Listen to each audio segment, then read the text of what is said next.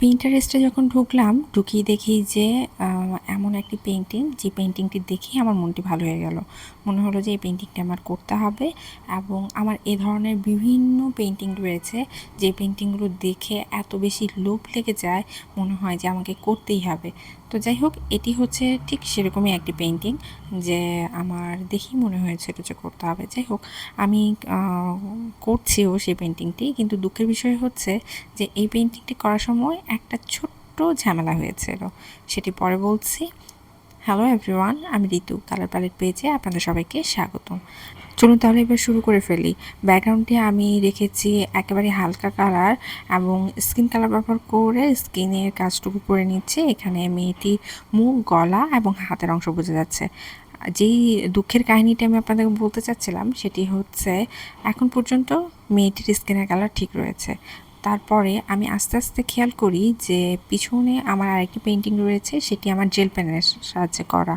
সেই জেল পেনের সাহায্যে করার কারণে আমি এপাশে যখন কালার করেছিলাম, জেল পেনের যে একটা কালার সেটা এপাশে একটু ছড়িয়ে পড়ে এবং সেটা একেবারে মুখের দিকেই ছড়িয়ে পড়ে। আপনারা আস্তে আস্তে খেয়াল করলেই দেখতে পাবেন যে মুখটা কেমন যেন হয়ে যাচ্ছে। যাই হোক, মনটা আমার ভীষণ খারাপ হয়ে গেল। তো কী আর করার, কিন্তু কাজ তো শুরু করেছি, কমপ্লিট করতেই হবে। তো আমি ভাবলাম যে এটা কালারটা শুকিয়ে যাক, তার উপর আমি আরেকবার কালার বসাবো, হয়তো 1-2 বার আমাকে বসাতে হতে পারে। তো আমি স্কিনের কালার দিকে আর না গিয়ে আমি চলে গেলাম হচ্ছে ড্রেসের কালারের দিকে। আর এখানে মেয়েটি একটি টি শার্ট পরে রয়েছে, টি শার্টটি রয়েছে টিয়া কালারের, আর তার উপরে একটা ছোট্ট কোটির মতন পরে রয়েছে। খুবই সুন্দর স্টাইলিশ একটি কোটি পরে রয়েছে, সেটি একেবারে ডার্ক বলা যেতে পারে নীল রঙের। সেটির কাজ আমি করে নিচ্ছি, এবং আপনারা খেয়াল করলে বুঝতে পারবেন যে কিছু অংশ সাদা সাদা দেখা যাচ্ছে। এটা আমি ইচ্ছা করেই সাদা রেখেছি, কারণ একেবারে পুরো কাজটি যদি আমি নীল করে ফেলি সেক্ষেত্রে আমার ডিটেলিং বের করতে একটু কষ্ট হবে। এই কারণে আমি একটু ফাঁকা রেখেছি। আর এই যে মাঝখানের অংশটুকু দেখছেন না, যেখানে একেবারে সাদা রেখেছি, ওই সাদা অংশটুকু একটা পকেট রয়েছে, তাই সেই সাদা অংশটুকু ফাঁকা রেখেছি। এখন আমি এই সাদা অংশটুকুতে একেবারে হালকা আকাশি রং ব্যবহার করে পকেটের কাজটুকু করে নেব। আর যেই জায়গাগুলোতে সাদা সাদা রয়েছে সেই জায়গাগুলোতে আমি হালকা আকাশি রংটি ব্যবহার করেই কাজ করে নিচ্ছি। হাতের অংশটা একটু ডিজাইনের মতন রয়েছে, সেই ডিজাইনে বলা যেতে পারে 2টি পার্ট রয়েছে, সেই 2টি পার্টই করে নিচ্ছি। এখন ওই হালকা আকাশি রং ব্যবহার করে একটু ডিজাইনের মতন করে নিচ্ছি। কিছুটা বলা যেতে পারে যে প্রিন্টের হয় না, কিছু কাপড় থাকে যেগুলোতে আমরা বিভিন্ন ধরনের ড্রেস, কুর্তি টুর্তি বানিয়ে থাকি, ঠিক সেরকমই একটি কাপড়। সেই কাপড় দিয়েই হচ্ছে সেই কাপড়ের যেরকম ডিজাইন থাকে ঠিক সেরকম ডিজাইন ব্যবহার করে আমি পুরো কোটিটুকু কাজ করে ফেলছি। এখন দেখা যাচ্ছে যে যেটুকু দেখা যাচ্ছে ডিজাইন সেইটুকু অংশ আমি করছি। আর দেখবেন যে মেয়েটির পেটের অংশটুকুর দিকে আমি করি নাই, সেটা হচ্ছে অন্ধকার থাকার কারণে ঠিকমতো ডিজাইনটা বোঝা যাচ্ছে না, তাই আমি সেই অংশটুকু ফাঁকা রেখেছি। এখন কমলা রং ব্যবহার করে মেয়েটির মাথায় একটি নয় 2টি ফুল রয়েছে, একটি পিছনের দিকে খোপার মতন করা রয়েছে, সেখানে একটি ফুল রয়েছে, আর কানে গুজিয়েছে একটি ফুল। 2টি ফুলই কমলা কালারের, সেটুকু করে নিচ্ছি।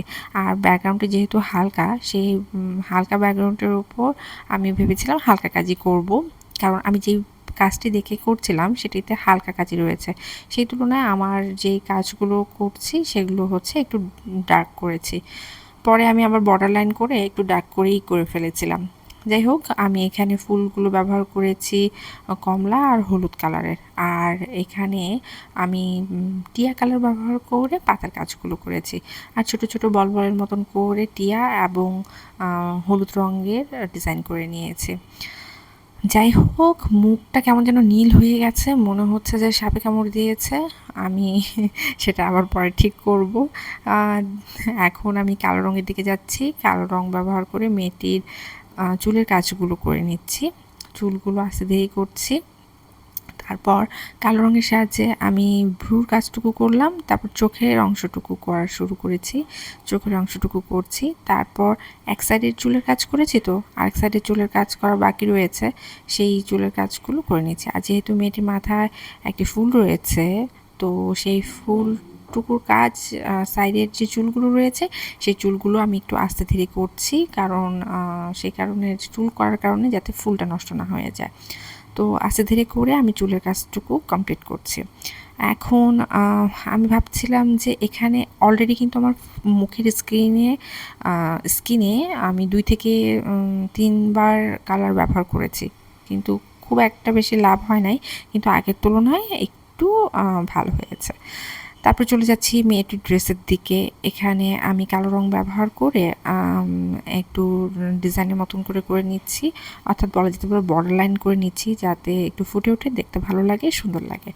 আর যে কাপড়ের যে ভাঁজ থাকে সেই ভাঁজগুলো আমি কালো রঙের মাধ্যমে করে নিচ্ছি। আর এই হাতার অংশটুকু যেটুকু একটু ডিজাইনের মতন রয়েছে সেইটুকু আমি কালো রং ব্যবহার করে নিচ্ছি। কিছু কিছু ভাঁজ রয়েছে যেগুলো হচ্ছে কালো রং ছাড়া আসলে হয় না, তো আমি ঠিক সেভাবেই করছি। এখন চলে যাচ্ছি মেয়েটির মুখের দিকে, নাক এবং ঠোঁটের অংশ করে ফেললাম। তারপরে পুরো ব্যাকগ্রাউন্ডে চারপাশে আমি কালো রং ব্যবহার করে একটি বর্ডার লাইন মতন করে দিচ্ছি। আমার সত্যি কথা বলতে এই বর্ডার লাইনটা না দিলে আমার কেন যেন মনে হয় যে কাজটা আমার ফুটছে না, তাই আমি এই বর্ডার লাইনটা দেই।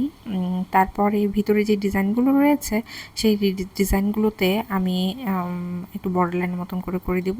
তার আগে মেয়েটির চুলের চারপাশ দিয়ে আমি একটু চুলের মতন করে অংশ করে নিচ্ছি।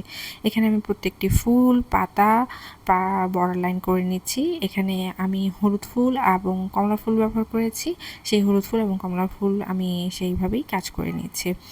যাই হোক, মোটামুটিভাবে আমি আমার ব্যাকগ্রাউন্ডের কাজ শেষ করে ফেলেছি। আর আমার এই কি বলবো, এই ডিজাইনটা বা এই পেইন্টিংটা আপনাদের যদি ভালো লেগে থাকে অবশ্যই লাইক, কমেন্ট, শেয়ার করতে ভুলবেন না। আর আমার ইউটিউব চ্যানেলটা সাবস্ক্রাইব করতে ভুলবেন না। ধন্যবাদ।